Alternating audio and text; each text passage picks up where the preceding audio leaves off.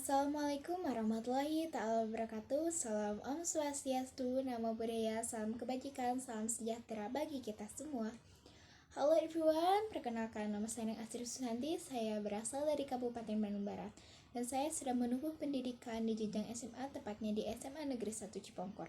Dan saya sedang menduduki bangku kelas 10 MIPA 2. Di sini saya akan sedikit mempresentasikan tentang pemahaman NKRI dan ideologi. Pemahaman tentang NKRI dan ideologi. Yang pertama, kita akan membahas tentang Negara Kesatuan Republik Indonesia atau bisa disebut dengan NKRI. A. Sejarah terbentuknya NKRI.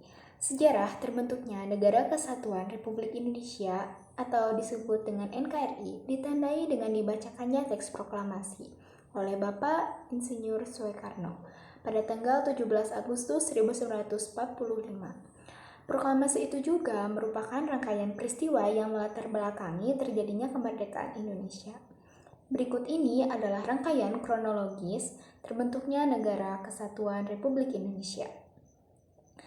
Diawali pada tanggal 29 April 1945, BPUKI atau Badan Penyelidik Usaha Persiapan Kemerdekaan Indonesia atau dalam bahasa Jepang, Dokuritsu Jumil Kyosakai yang didirikan oleh perintah Jepang yang beranggotakan 63 orang. Lanjut pada tanggal 6 Agustus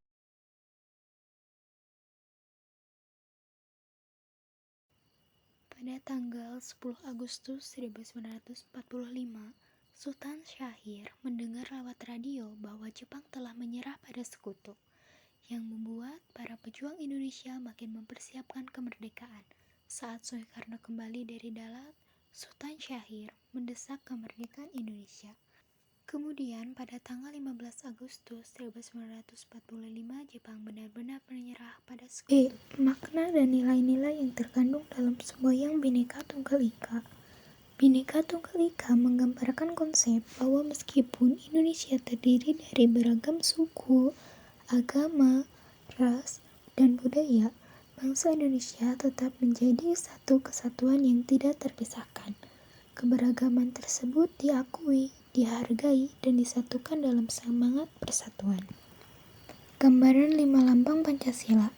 Yang pertama ada bintang, yang kedua ada rantai, yang ketiga ada banteng, yang keempat ada pohon beringin, yang kelima ada padi dan kapas.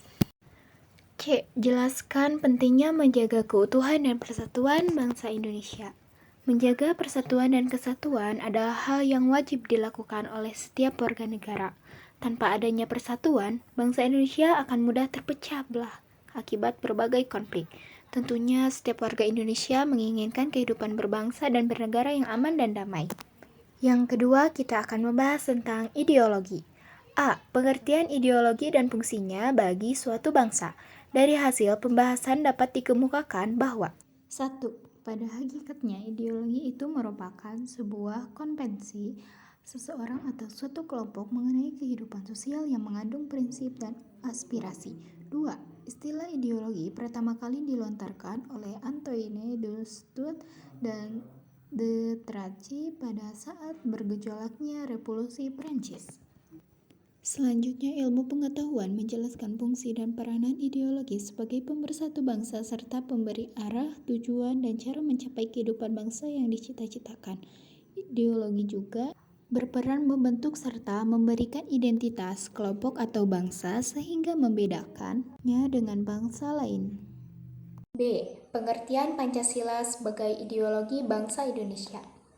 Pancasila adalah sebuah ideologi negara dan bangsa Indonesia yang bersifat terbuka. Dalam arti, isi dari Pancasila tidak bisa berubah-berubah sesuai kondisi perkembangan tertentu.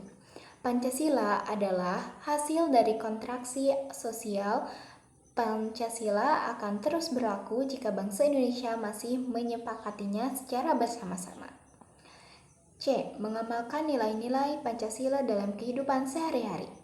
Yang pertama, bisa dengan bersungguh-sungguh dalam menjalankan ajaran agama, menjaga kesopanan dan saling menghargai, melaksanakan upacara bendera di sekolah dengan hikmat dan tertib, menghormati dan menghargai pendapat orang lain, memberikan bantuan jika ada teman bermain yang kesusahan. Sekian presentasi yang saya dapat sampaikan. Mohon maaf bila ada kesalahan atau kekeliruan dalam presentasi yang saya sampaikan. Wassalamualaikum warahmatullahi wabarakatuh.